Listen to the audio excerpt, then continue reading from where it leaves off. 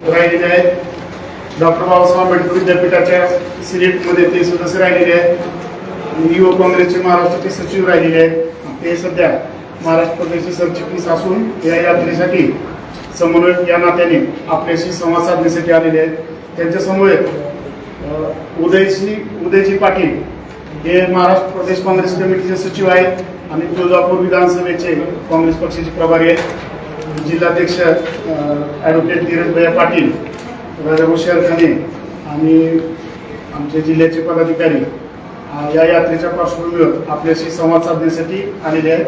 मी मंचाला विनंती करतो की आपण या पत्रकार परिषदेला सुरुवात करूया. सर्वांचं मी मनापासून जिल्हा काँग्रेस कमिटी धाराशिवच्या वतीनं या ठिकाणी मनपूर्वक पत्रकार बंधूंचं स्वागत करतो. सुरुवातीला आत्ताच ओळख करून दिलेले डॉक्टर जितेंद्रजी देहाडे साहेब, जे या यात्रेचे समन्वयक म्हणून त्यांनी काम पाहत आहेत. दुसरे उदयसिंहजी पाटील, जे तुळजापूर विधानसभाचे प्रभारी आहेत, ऑब्झर्वर आहेत. आणि राजभाऊजी शेरखाने, बाकी तालुकाध्यक्ष विनोदजी वीर, प्रशांतजी पाटील, अग्निवेशजी शिंदे, या ठिकाणी सर्व उपस्थित काँग्रेसचे कार्यकर्ते. शेतकरी संघर्ष न्याय यात्रा सुरतगाव ते तुळजापूर या ठिकाणी सर्वात प्रथम सांगू इच्छितो की आपण मागच्याच 15 दिवसाखाली गॅस दरवाढ आणि सुरत चेन्नई महामार्गाचे जे काही बाधित शेतकरी आहेत त्यांच्या हक्काकरता आपण या ठिकाणी जिल्हाधिकारी कार्यालयावर आपण या ठिकाणी तिरडी आंदोलन केलं. त्याच पद्धतीनं या ठिकाणी मला वाटतंय ह्या सुरत चेन्नई महामार्गाच्या बाधित शेतकऱ्यांसाठी, कारण की 2019 पासून हे शेतकरी लढा देत आहेत आणि ह्या लढ्यामध्ये कोर्ट मॅटर या ठिकाणी म्हणजे न्यायालयामध्ये प्रलंबित असून त्या ठिकाणी कोर्टाने सुद्धा आदेश दिलेले आहेत की पुनर्सर्वेक्षण करून या ठिकाणी शेतकऱ्यांना योग्य मोबदला द्यावा. परंतु या ठिकाणी मला वाटतंय ज्या काही जमिनी आहेत शेतकऱ्यांच्या बाधित झालेल्या त्यांनी संपूर्णपणे जिरायत दाखवलेल्या आहेत, जे करून हंगामी बागायत किंवा बागायत दाखवायला पाहिजे होत्या. त्यामुळं त्या ठिकाणी गुंठावाईज जर तुम्ही जर हे काढलं तर मला वाटतं 30 ते 40 हजार रुपये फक्त त्यांना गुंठ्याला या ठिकाणी अनुदान किंवा अनुदान म्हणता येणार नाही, या ठिकाणी मावेजा देण्यात आला. त्याचप्रमाणे रेल्वे प्रकल्पातील पण बाधितांना 30-40 हजार रुपये. तुम्ही धुळे सोलापूर त्याच रोडवर गेलेला आहे, त्याच शेतकऱ्याची जमीन जर बघितलं तर 6 ते 8 लाख रुपयेपर्यंत त्यांनी गुंठ्याला भाव दिलेला आहे. म्हणजे शेतकऱ्यावर एक प्रकारे अन्याय केलेला आहे या सरकारनं, भाजप सरकारनं. 2013चा भूसंपादनचा जर कायदा बघितला तर बाजार मूल्याच्या 4 पट भाव देण्याचं कबूल केलेला असताना सुद्धा या ठिकाणी तो कायदा बदल करून त्या कायद्यामध्ये त्या ठिकाणी तो रेडी रेकनरच्या 4 पट द्यावा म्हणून. ऑलरेडीच रेडी रेकनर तिथला खूप कमी असल्यामुळं ह्या जागांचं किंवा जमिनीचं मूल्यांकन होऊ शकणार खूप कमी झालेलं आहे. म्हणजे कवडी मोल किंमत ह्या शेतकऱ्यांची दिल्यामुळं, तसेच रेल्वेमधल्या प्रकल्पातील शेतकऱ्यांना कवडी मोल किंमत दिल्यामुळं या ठिकाणी हा मोर्चा सुरत गावपासून आम्ही, कारण की सुरत गावला जंक्शन होणार आहे मोठं, सुरत चेन्नई आणि धुळे सोलापूरचं जंक्शन होणार आहे. त्यामुळे आमचं ह्या प्रकल्पाला कुणाला शेतकऱ्यांचा सुद्धा विरोध नाहीये, परंतु शेतकऱ्यांचा विरोध नाहीये, परंतु या शेतकऱ्यांना योग्य तो मावेजा तर द्या तुम्ही, अशी आमची मागणी आहे. अजून आम्ही त्या खाली मला वाटतं 20 आणि 2025चा पीक विम्यासाठी आपण तो देण्यात यावा. घरगुती व व्यावसायिक गॅसची केलेली दरवाढ कमी करून गॅस पुरवठा सुरळीत करावा म्हणून दिलेला आहे. आपण जी काही राज्यातील महायुती सरकारनं पोकळ कर्जमाफी म्हणजे काय अजूनपर्यंत अंमलबजावणी केलेली नाही. जी काही त्यांनी घोषणा केलेल्या आहेत की 2 लाखापर्यंत या ठिकाणी कर्जमाफी होईल, त्यानंतर प्रोत्साहनपर 50,000 रुपये अनुदान देण्यात आहे, परंतु अजूनही त्याच्यावर कुठली कारवाई नाही. आणि आमच्या सर्व सहित शेतकऱ्यांचं असं म्हणणं आहे की जे काही चालू थकबाकीदार आहेत किंवा चालू बाकीदार आहेत, जे 50,000च्या ऐवजी त्यांना सरसकट सर्वांनाच कर्जमाफी देण्यात यावी, ही एक मागणी आहे. तर दुसरा मागेल त्याला सौर पंप ही घोषणा आहे, परंतु कित्येक लोकांनी ऑनलाईन पैसे भरून सुद्धा अजून त्याला मागेल त्याला सौर पंप मिळत नाही. अशा अनेक मागण्या आमच्या. आता स्मार्ट मीटर, आज वीज बिल तुम्ही बघताय, वीज बिल भरमसाठ येत आहे. त्यात जे काही शेती पंप आहे त्यांना 8 तास वीज महाविकास आघाडीच्या सरकारने दिली होती. आता महायुती सरकारने 5 तास दिलेली आहे, ती पण कंटिन्यू मिळत नाही. शेतकऱ्यावर किती आणि कुठल्या कुठल्या पद्धतीनं अन्याय आहे. कांद्याला तसंच भाव, कांद्याचा भाव तसाच आहे. आज सोयाबीन, मला वाटतं हरभरा खरेदी केंद्र चालू केली पण निधीची पूर्तता नाहीये. अशा अनेक गोष्टी आहेत. ठिबक सिंचन असेल, ठिबक सिंचन सुद्धा अनुदान या ठिकाणी नाहीये. इंदिरा आवास योजना, घरकुल योजना त्या ठिकाणी आज केलेली आहे. विहिरीची योजना आहे, परंतु मला वाटतं की आज ऑनलाईन केलेलं आहे, परंतु त्या अद्यापपर्यंत त्यांचं पेमेंट काही या ठिकाणी आलं नाही. अशा विविध मागण्या या ठिकाणी जिल्हा काँग्रेस कमिटीच्या माध्यमातून महाराष्ट्र प्रदेश काँग्रेस कमिटीचे अध्यक्ष माननीय हर्षवर्धन दादा सपकाळ यांच्या नेतृत्वाखाली ही सुरतगाव ते तुळजापूर या ठिकाणी ही यात्रा येणार आहे. तर संघर्ष यात्रा, तर ते सुरतगाव पासून चालू असून तुळजापूरपर्यंत, तुळजापूरच्या भवानी रोड ते या ठिकाणी आर्य चौकापासून शारदा मंगल कार्यालयामध्ये त्याचा समारोप राहणार आहे. तर मला वाटतं की आपल्या सर्व पत्रकार बंधूंना विनंती आहे की ही शेतकऱ्याची आपण बाजू उचलून धरावी आणि आपल्या प्रसिद्ध दैनिकामध्ये, प्रसिद्ध आपल्या चॅनलमध्ये, प्रसिद्ध अशा सर्व माध्यमांमधून त्याला प्रसिद्धी देण्यात यावी अशी विनंती करतो. त्यानंतर डॉक्टर जितेंद्र देहाडे या ठिकाणी आपल्याला समन्वय साधतील. आजच्या या पत्रकार परिषदेला धाराशिव जिल्हा काँग्रेस कमिटीचे अध्यक्ष धीरजजी पाटील, आमचे ज्येष्ठ नेते विशाल शिंदे, प्रदेश काँग्रेस कमिटीचे सचिव उदयजी पाटील, राजाभाऊ शेरखाने, शहराचे अध्यक्ष आमचे अग्निवेश शिंदे, खलील सर, आमचे पटेल भाई, जिल्हा काँग्रेस कमिटीचे सर्व पदाधिकारी व माझे पत्रकार मित्र. आत्ताच आमच्या जिल्हाध्यक्षांनी आपल्याला जे सांगितलं त्याच अनुषंगाने धाराशिव जिल्हा काँग्रेस कमिटी त्यांच्यामार्फत शेतकरी संघर्ष न्याय यात्रेचं आयोजन हे करण्यात आलेलं आहे. ही यात्रा 30 मार्च रोजी सुरतगाव ते तुळजापूर अशी ही यात्रा असणार आहे. व यात्रेचं नेतृत्व हे आमचे प्रदेशाध्यक्ष हर्षवर्धन दादा सपकाळ हे या यात्रेचं नेतृत्व करणार आहे. या यात्रेमध्ये सहभागी होण्यासाठी संपूर्ण मराठवाड्यातील काँग्रेस पक्षाचे सर्व नेते, पदाधिकारी यांना सगळ्यांना त्या यात्रेसाठी निमंत्रित ते आमच्या जिल्हा काँग्रेस कमिटीने केलेलं आहे. या यात्रेचा जो मुख्य उद्देश आहे शेतकरी संघर्ष न्याय यात्रा. आपण बघितलं असेल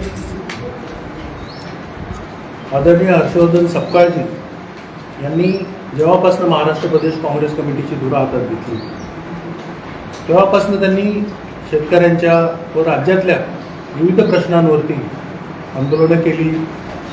विविध जिल्ह्यांमध्ये, विविध भागांमध्ये पदयात्रा सुद्धा केलेली आहे. त्याचाच एक भाग म्हणून या जिल्ह्यामध्ये सुद्धा जे आपले शेतकरी आहेत, सुरत चेन्नई महामार्गामधील जे बाधित शेतकरी आहेत, मुख्यतः त्यांच्या प्रश्नांवरती एक पदयात्रा केली पाहिजे, एका संघर्ष यात्रेचं आयोजन केलं पाहिजे असा मानस आमच्या अध्यक्षांचा होता. त्याच निमित्ताने हे आयोजन करण्यात आलं. या यात्रेमध्ये ते जे बाधित शेतकरी आहेत ते सर्व जे शेतकरी आहेत ते सुद्धा सामील होणार आहेत. ते आमच्यासोबत सुरतगाव तुळजापूर ते देखील पायी चालणार आहे. या यात्रेचा जो मुख्य उद्देश आहे त्यामध्ये सुरत चेन्नई महामार्ग जमीन बाधित जे शेतकरी आहेत 2019 पासून जे कायदेशीर लढा देत आहेत, परंतु नॅशनल हायवे ॲक्ट प्रमाणे त्यांना जमिनीचं मूल्य हे योग्य दाखवलं नाही. सर्व जमिनी सरसकट जिरायती व हंगामी बागायत दाखवल्यामुळे योग्य मूल्य दाखवले गेले नाही. काँग्रेसच्या काळामध्ये 2013च्या भूसंपादन कायद्याप्रमाणे बाजार मूल्याच्या 4 पट भावाने मावेजा देण्यात आला. तरी त्याचप्रमाणे शेतकऱ्यांना धुळे सोलापूर महामार्गाप्रमाणे मावेजा देण्यात यावा अशी ही प्रमुख मागणी ही या संघर्ष यात्रेच्या निमित्तानं आम्ही तिथे करत आहोत.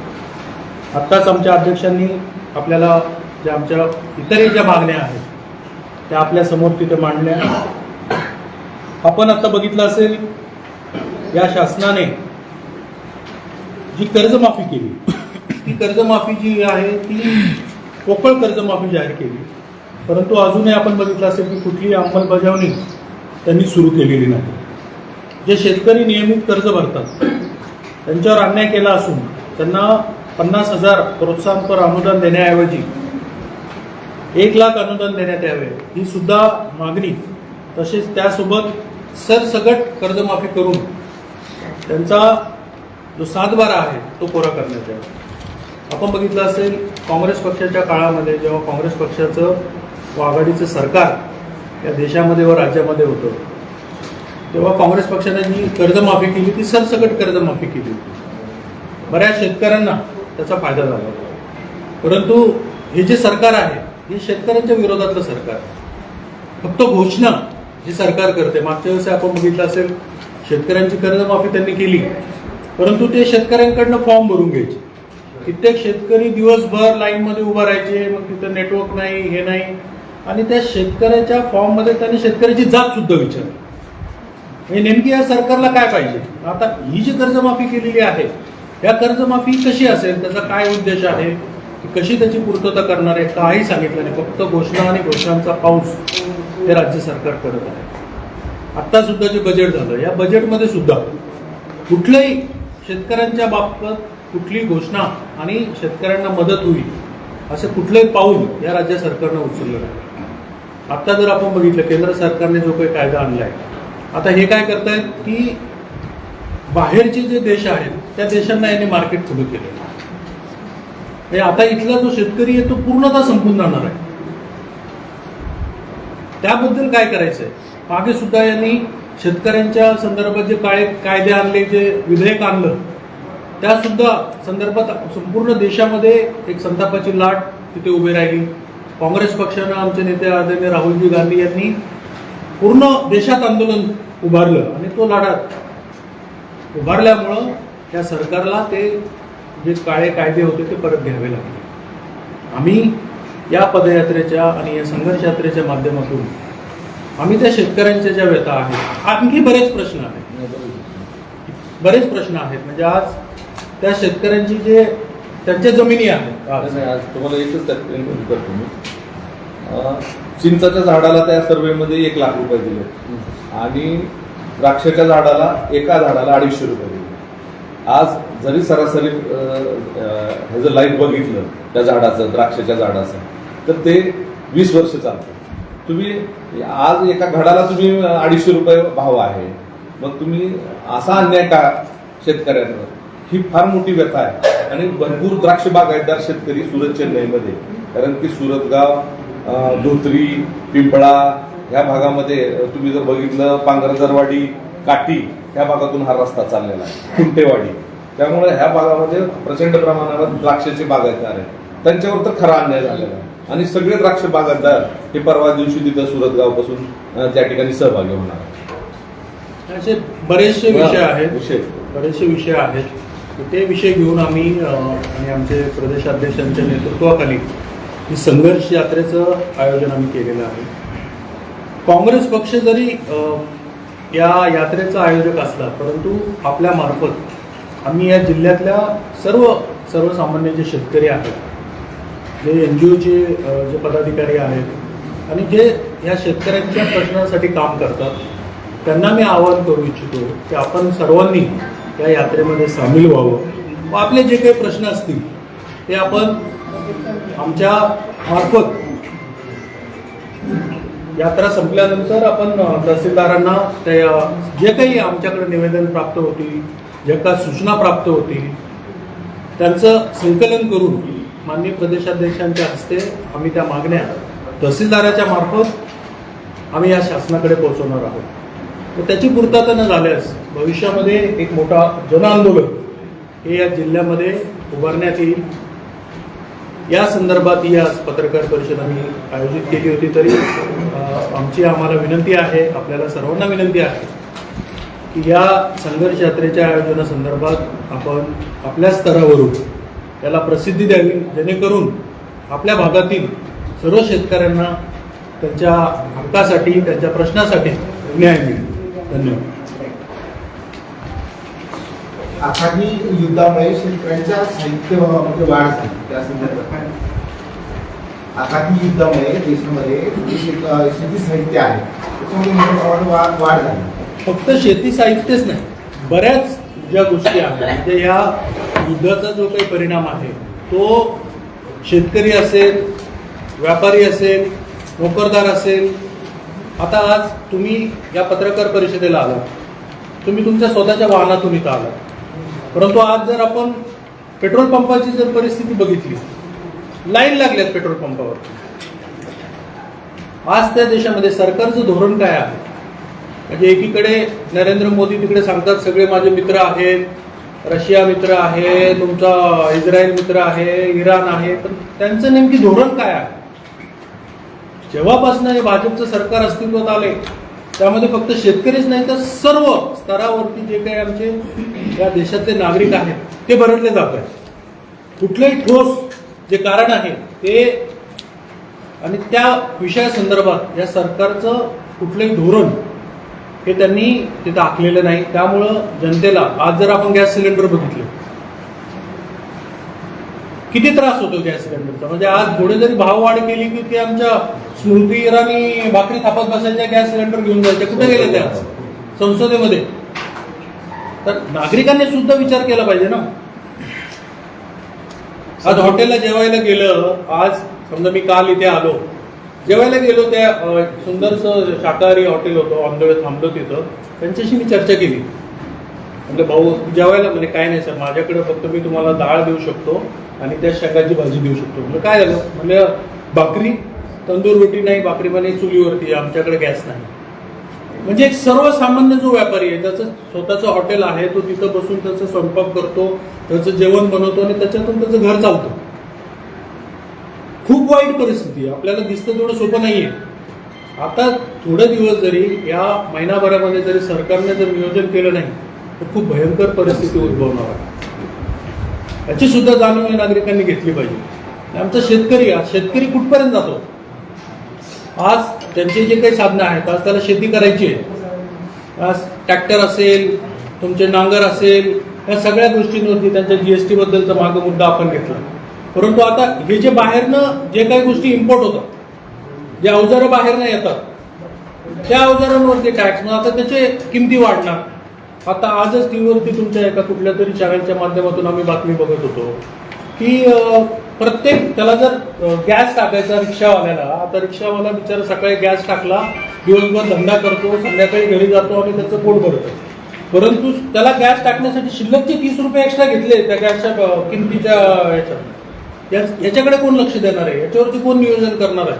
कुठे आहे तुमचं सरकार? आणि दुसरा मुद्दा जो पोखरा योजनेमध्ये गावं घेतलीत आपल्या जिल्ह्यात, पोखरा योजनेमध्ये ते शेती अवजारांना 50% अनुदान देणार. आतापर्यंत तुम्ही सांगा कुठल्या गावाला निधी दिलाय आणि कुठं तरतूद केलेली आहे? कुठंच नाही. हे नुसतं सबशेल फेल आहे. 2019 मध्ये सुरत रोडचं भूसंपादनाची प्रक्रिया सुरू झाली होती. तब्बल त्याला 6-7 वर्ष झाले. 2 वेळेस रिवॉर्ड झाले, ते रिवॉर्ड अवॉर्ड झाले. अवॉर्ड करून परत एकदा ते पुनर्अवॉर्ड करण्यासाठी सर्वोच्च न्यायालयानं निर्देशित केलं, आदेशित केलं. आता सर आधी सांगितल्या पद्धतीनं ते द्राक्षाच्या ते वगैरे उदाहरणं आपण सांगितले. आज जवळपास 8 वर्ष विलंब झाला. आपण 8 वर्षानं हा मुद्दा उचलत आहे. आता उशीर झाला असं वाटत नाही? नाही, उशीर नाही झाला. कारण त्यावेळेस काँग्रेस पक्षानं जे आमचे अध्यक्ष होते त्यांनी निवेदन दिले, शेतकऱ्यांनाही भेटले. परंतु काय होतं की सातत्यानं जर अन्याय होत असेल, आता पाठपुरावा आपण करतोय. आता तुमची बागायती जमीन आहे, जिरायती जमीन आहे, त्या दोन्ही जमिनीला जर तुम्ही सारखा भाव जर दिला तर तो शेतकऱ्यांवरती अन्याय आहे. आणि नाही काय कसं असतं काय झालंय, मी तुम्हाला एक मुद्दा बरोबर म्हणतो की काही जणांच्या मोजण्या झाल्या त्यांना अवॉर्ड दिले, अजून काही जणांच्या मोजण्या होऊ दिल्या नाहीत लोकांनी, त्याचे अजून अवॉर्ड राहिलेले आहेत. ते अवॉर्ड देऊन बघतायत की लोकांची मानसिकता काय आहे. मी दिले, मी बाधित शेतकरी आहे, मला अवॉर्ड अजून आलं नाही.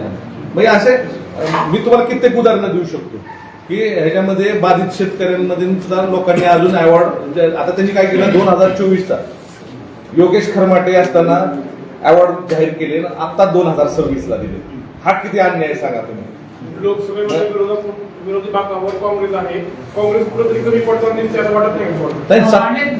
नाही आज सातत्यानं काँग्रेस संघर्ष करत आम्ही, आणि कुठलंही आंदोलन बघा तुम्ही, आम्ही आज जिल्ह्यामध्ये या चालू वर्षामध्ये खूप चांगले होते. या अगोदर आंदोलन काय नाही. तुम्हाला मी सांगतो की प्रत्येक जे काही काँग्रेस पक्षाने आंदोलन केलेले हे आपल्या प्रसार माध्यमातून हे केलेले, त्याचा मी पुरावा सुद्धा देऊ शकतो की किती आंदोलन केले. लोकसभेमध्ये राहुल गांधी बोलत असताना बंद केला जातो, स्पीकर बंद केला जातो, आवाज उचलला जातोच ना.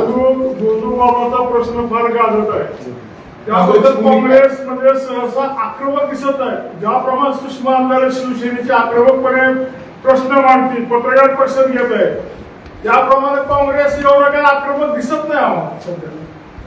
पूर्ण राज्यात दिसत नाही आक्रमक. अपेक्षा लोकांच्या माझी तुम्हाला विनंती आहे, मी आज धाराशिवमध्ये जे आलो शेतकरी संघर्ष यात्रेसंदर्भात आलो आणि आपण जो विषय मांडला त्या विषयावरती बोलण्यासाठी मी अधिकृत नाही. आमच्या पक्षाचे अध्यक्ष आणि आमचे जे प्रवक्ते आहेत त्यांनी पक्षाची भूमिका मांडलेली आहे. आखाती देशामध्ये युद्ध सुरू आहे, त्यामुळे नागरिक त्रस्त आहेत, नागरिकांवरती परिणाम होतोय. त्याबद्दल आपली उपाययोजना काय असणार आहे, जो की नागरिकांना पुढे चालून पण त्रास वाढणार आहे, त्यावरती आपण काय उपाययोजना सुचलेल्या जो की नागरिकांना त्रास होणार नाही. शेतकरी असो, सामान्य असो, व्यावसायिक असो, या सगळ्यांना त्रास होणार आहे. मग आपण त्याची काय भूमिका घेणार आहोत. ते जे सर्व आपण मुद्दे जे मांडले त्याच्यामध्ये गॅस असेल, वेगवेगळे मुद्दे आहेत, या यात्रेच्या माध्यमातून त्याच्यावरती सुद्धा आम्ही फोकस केलेला आहे आणि आम्ही जे निवेदन राज्य सरकारला देणार आहोत त्या संदर्भात त्याच्या मागण्या सुद्धा ज्या या आखाती देशासंदर्भात जे युद्ध आहे त्या युद्धामुळे उद्भवलेली जी परिस्थिती आहे त्या सुद्धा मागण्या आम्ही या यात्रेमध्ये केल्या. आपल्याला असं वाटत नाही का गॅस दरवाढ, सगळी दरवाढ याचा मुद्दा डिवाइड करण्यासाठी हा बंधू बाबा एकात एक बंधू बाबा वरचीवर निघत आहेत. हे बंधू बाबा ती बंधू बाबा आताच कसे बंधू बाबा निघाले, डिवाइड करायचं का सरकारला विषय. काय आलं, प्रश्न तुम्हीच केला आणि उत्तर तुम्हीच दिलेलं. तुम्ही कुठल्या ह्याच्यामध्ये घेतलाय सुरक्षेत द्यायचा, परंतु धाराशिव जिल्ह्यामध्ये शक्तीपीठ महामार्गाचा प्रश्न फार गळ आहे. शेतकरी आंदोलन करत आहेत तरी देखील प्रशासन पोलिसांना वापर करून मोजणी करत आहे. तर तुमच्या ह्याच्यामध्ये त्याचा शक्तीपीठचा नामोल्लेख तुम्ही टाळलेला आहे, शक्तीपीठचा प्रश्नच नाहीये का. नाही आज काय झालेलं आहे, शक्तीपीठ महामार्गाचा पण प्रश्न आम्ही उपस्थित करून घेणार होतो, पण त्या ज्या काही संघटना आहेत त्यांनी म्हटले की आम्हाला हा मुद्दाच आम्हाला मूलतः जमिनीच द्यायचे नाहीत आम्हाला, आणि आम्ही काही मोजणी होऊ देणार नाही, आम्ही रस्त्यावर या ठिकाणी उतरणार आहोत. त्यामुळे हा मुद्दा आम्हाला घेता चालला नाही त्यांचा. आम्ही तर त्यांच्या बरोबरच आहे. शक्तीपीठ महामार्गाच्या जे काही आंदोलन झालंय त्याच्यामध्ये आम्ही स्वतः काँग्रेस पक्ष मागं होतं आणि त्यांना आम्ही हा विचारला मुद्दा घेऊ का नको. त्यावेळेस ते काय म्हणले, आम्हाला एकतर जमीनच द्यायची नाही आम्हाला, आणि काही ठिकाणी म्हणजे कोल्हापूर सारख्या ठिकाणी ज्यावेळेस एवढं मोठं तीव्र आंदोलन केलं त्या ठिकाणी तो रस्ता रद्द करून त्यांनी बाहेरचा रस्ता घेतला आहे.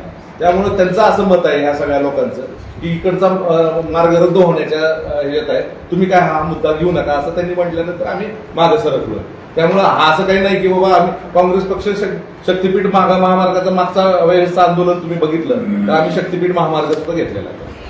राज्यामध्ये SIR प्रक्रिया सुरू आहे, त्या संदर्भात काय नाही. SIR मध्ये आपण जर बघितलं संपूर्ण भारतामध्ये एक SIRच्या विरोधामध्ये काँग्रेस पक्ष आहे, कारण ही जी निवडणूक आयोगानं SIRची जी प्रक्रिया आहे ती पारदर्शकपणे राबवत नाही आहे. आणि आम्ही आज महाराष्ट्र प्रदेश काँग्रेस कमिटीनं या SIRच्या संदर्भात संपूर्ण जिल्ह्यामध्ये आम्ही एक टीम नेमलेली आहे. व जे काही प्रक्रिया होणार आहेत त्या टीम पूर्ण आमचे BLA असतील, BLO असतील, त्यांच्या संपर्कात राहून जे काही योग्य आहे. आता काय होतं की काही ठिकाणी जर खरंच तो मतदार असेल तो तिथं राहत नसेल तर त्याचा मृत्यू झाला असेल, असे बरेचसे लोक असतात.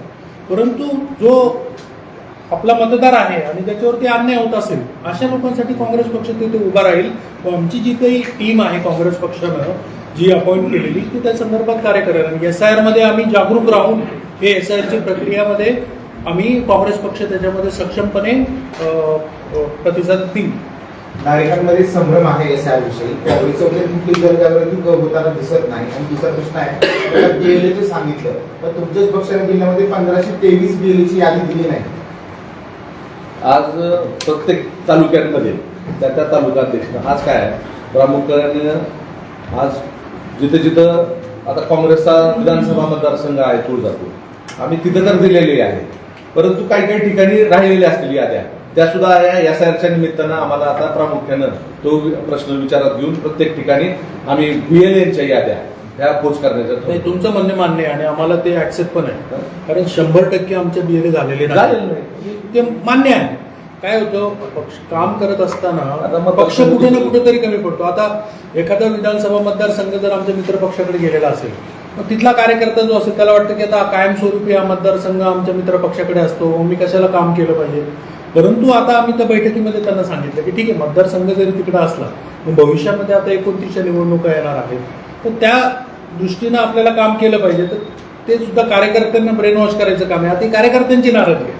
तुमचं म्हणणं 100% मान्य, BLA आमचे नाही हे आम्ही मान्य करतो, पण संपूर्ण ठिकाणी नाही का असं नाही, पण काही ठिकाणी नाहीये ते मान्य करतो. ते आम्ही तात्काळ अध्यक्ष दुरुस्ती करून त्यामध्ये BLAची अपॉइंटमेंट करू आणि SIRची प्रक्रिया चांगल्या पद्धतीने आम्ही पूर्ण करू. 2002च्या याद्या BLOकडेच नाही आणि आपलं नाव आहे की नाही काँग्रेस उपलब्ध करून देणार का?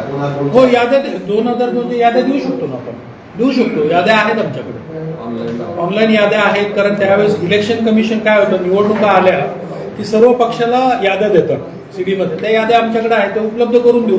आणि आम्ही जे आमचे पदाधिकारी SIRचे अपॉइंट करणार आहोत त्या याद्या आम्ही त्यांना उपलब्ध करून देऊ, त्यांच्या प्रिंटआउट काढून, जेणेकरून नागरिकांना त्याचा फायदा होईल.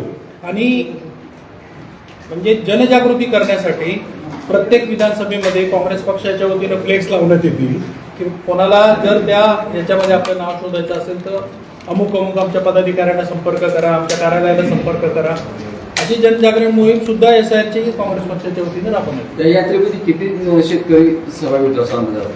आता जे बाधित शेतकरी, मला वाटतं 500-550 शेतकरी आहेत ते बाधित सगळे. तर ते आम्ही त्यांनी तर सर्वांनी सांगितलं की आम्ही सर्वजण येतो, कारण मुख्य प्रश्न आमचा तोच आहे. तर ते सर्व जे शेतकरी आहेत ते सुरुवातीपासून ते शेवटपर्यंत आमच्यासोबत तिथे चालणार आहे. परंड्यामधले आहेत काही, परंडा म्हणजे बार्शी परंडा असं करत करत तुळजापूर पुढे जाईल, उमरगा काही लोक आहेत. तर ते असे बरेचसे शेतकरी 400 ते 500 शेतकरी. पत्रकार मित्रांनी जे विचारलं की कृषी निविष्ठांचे भाव वाढलेले आहेत, त्याच्यामध्ये आता येत्या 2 महिन्यामध्ये पेरणी चालू होणार आहे. त्याच्यामध्ये DAPची आणि जी इतर रासायनिक खतं आहेत त्यांचे भाव 2000च्या वर गेलेले आहेत. आता सध्या 1400 रुपयावरून 1700 रुपये केला भाव आणि 1700 रुपयावरून आता 2000च्या वर गेलेले. ते सुद्धा या माध्यमातून आणण्यावर शेतकऱ्यावर अन्यायच आहे. चला, थँक्यू, सगळ्याचा आभार आहे.